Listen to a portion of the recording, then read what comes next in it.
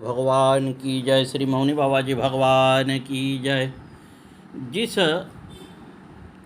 समय हमारा मन दूसरे के लिए शुभ सोचना प्रारंभ कर देता है, शांति उसी समय से हमारे जीवन में प्रविष्ट हो जाती है। एक लकड़हारा रोज लकड़ी काटकर बेचता और अपना परिवार चलाता। एक बार वह घने वन में चला गया और लकड़ी काटने के लिए अच्छा पेड़ खोजने लगा। तभी वहाँ एक पेड़ के नीचे बैठे माया रूपी एक साधु ने उसे रोकते हुए कहा, अरे यहाँ छोड़ो और वहाँ आगे चंदन वन में जाओ। वह लकड़ी काट कर बेचोगे तो जीवन में कोई कमी नहीं रहेगी।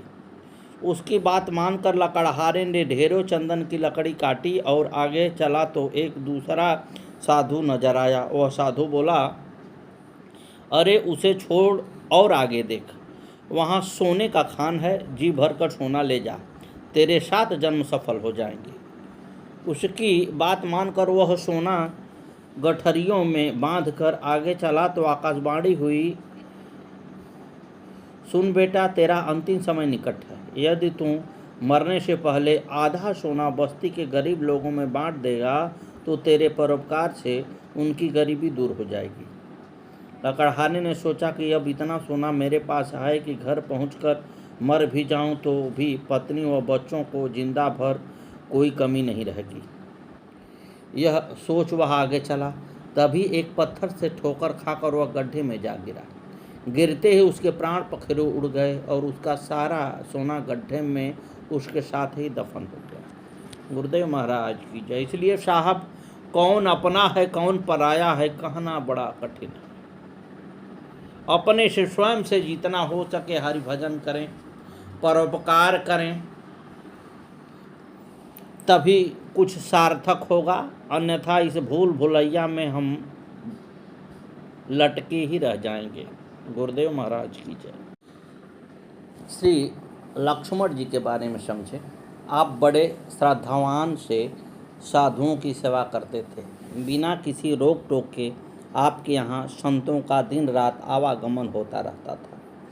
आपकी इस उदारता को देखकर एक दुष्ट ने भी संत वेश धारण कर लिया और कई दिन तक आपके यहाँ रहा।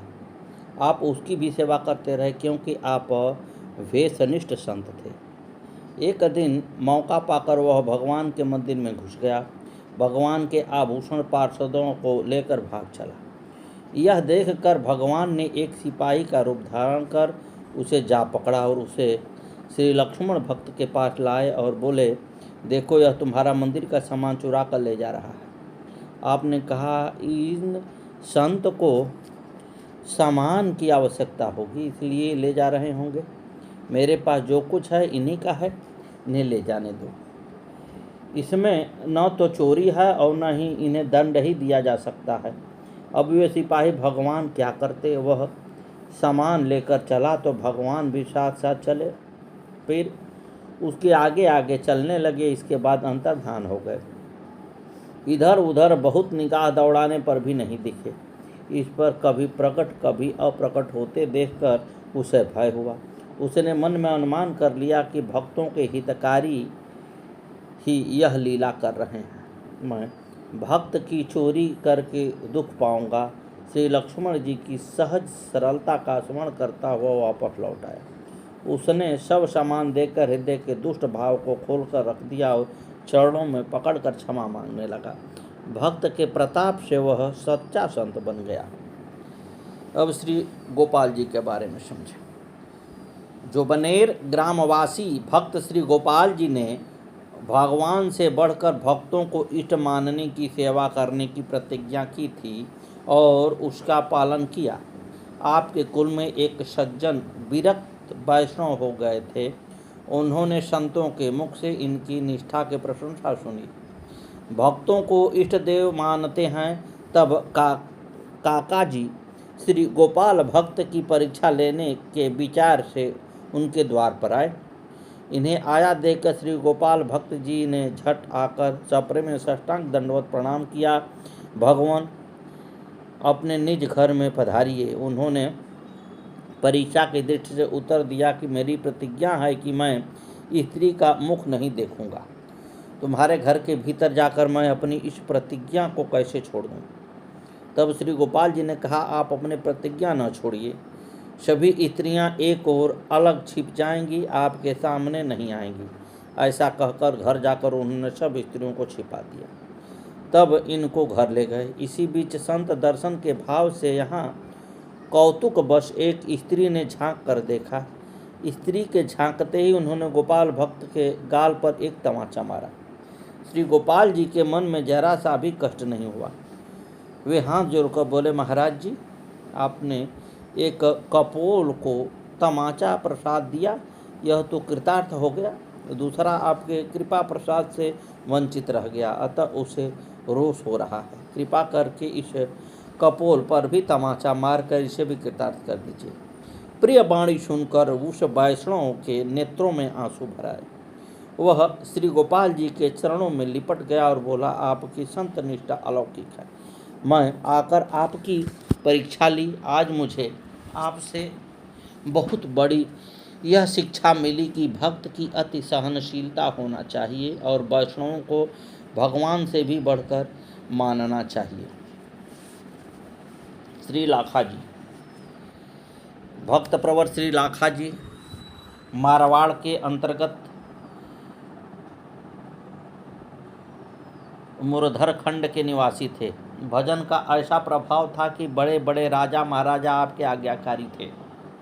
आपका श्री राम नाम में अविचल विश्वास तथा भगवत भक्त की श्री चरण रज को सिर पर धारण करने का दृढ़ नियम था।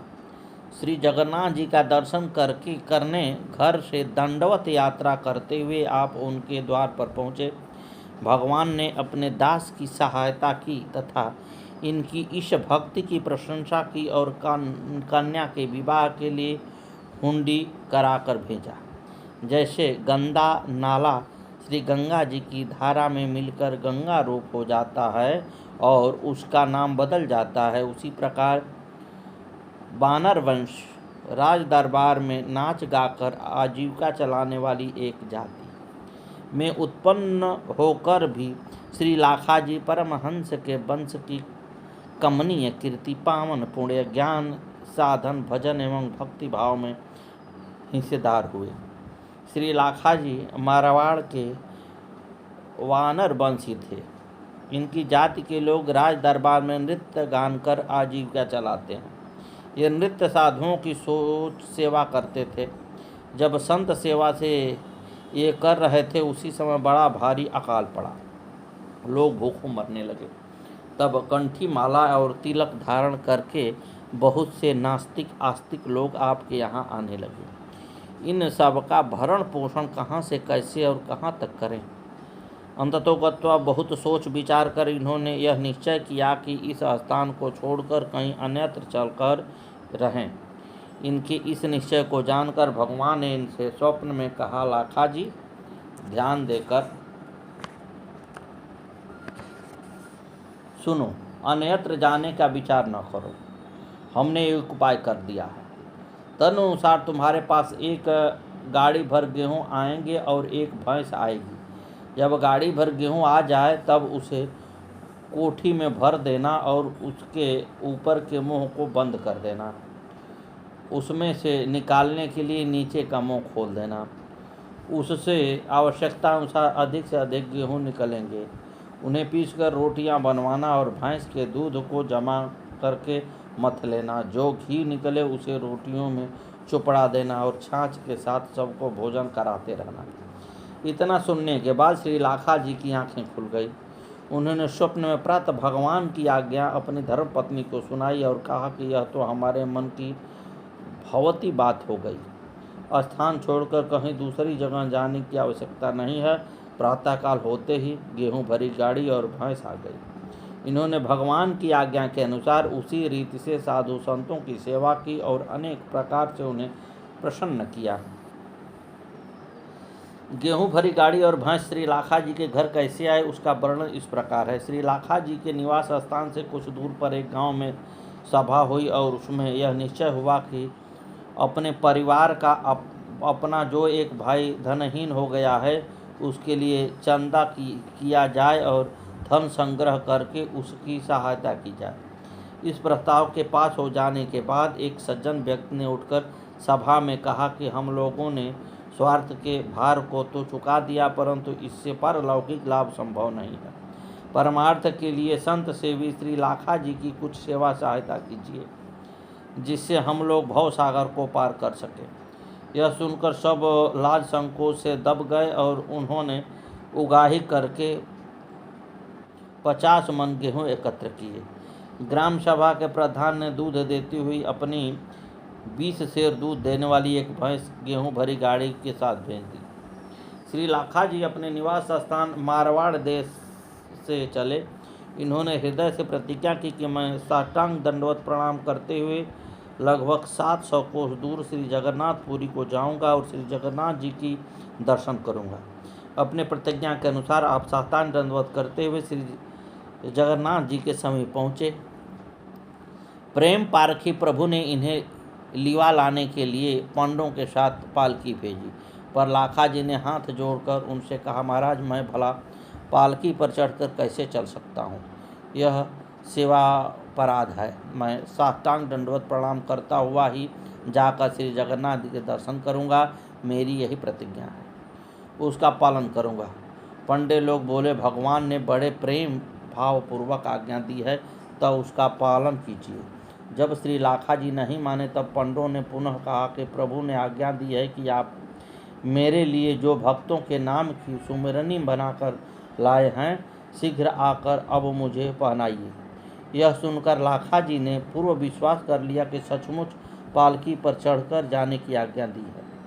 श्री लाखा जी भगवान के अनुपम भक्त वत्सलता को स्मरण करके प्रभु की प्रसन्नता के लिए पालकी पर चढ़ते हुए बोले, अब मैं जान गया कि जगन्नाथ जी मेरे लिए पालकी भेजकर मेरी महिमा बढ़ाना चाहते हैं। श्री जगन्नाथ जी के मंदिर में पहुंचकर प्रभु की मनोहर झांकी का दर्शन कर श्री लाखा जी ने अपने तन मन और प्राणों को श्री चरणों में न्यौछावर कर दिया।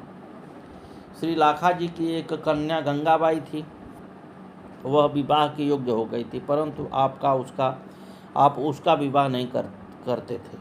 आप अपने मन में सोचते थे कि मेरे पास जो भी धन है अथवा आता है वह सब भगवान और भक्तों का है, उन्हीं की सेवा के लिए है, उसे कन्या के विवाह में कैसे लगाऊं। श्री जगन्नाथ जी ने श्री लाखा जी से कहा कि तुम अपनी लड़की का विवाह करने के लिए मुझसे धन ले लो और उसका विवाह कर दो। परंतु श्री लाखा जी मन में यह बात ठीक नहीं जची। पुरी में कुछ दिन निवास करने के उपरांत आप अपने घर के लिए चल दिए। प्रभु ने विदा मांगने इन संकोच से नहीं गए कि प्रभु कुछ देंगे। चलते समय आपको भगवान का विरह व्यथा गया। व्याकुलतावश आँखों से आंसुओं का प्रवाह चलने लगा। उसी क्षण श्री जगन्नाथ जी ने अपने एक भक्त राजा को स्वप्न में धन देने की आज्ञा दी। उसने रास्ते में चौकीदार बैठा दिए और श्री लाखा जी के आने पर उसने प्रार्थना करते हुए कहा कि स्वप्न में मुझे आदेश हुआ है, अतः अब आप अधिक हठ न कीजिए, धन ले लीजिए। ऐसा कहकर उसने हुंडी लिख दी। श्री लाखा जी ने उसे ले लिया। सद्गुरुदेव भगवान की जय। इस प्रकार श्री लाखा जी 1000 रुपये की हुंडी लेकर अपने घर को आए। उन्होंने उसमें से 100 रुपये केवल कन्या के ब्याह में लगाए और शेष धन से संतों का निमंत्रण देकर उन्हें भोजन कराया, उनका अनेक प्रकार से सत्कार किया। श्री सद्गुरुदेव भगवान की जय। मौनी बाबा भगवान की जय। आगे की कथा कल।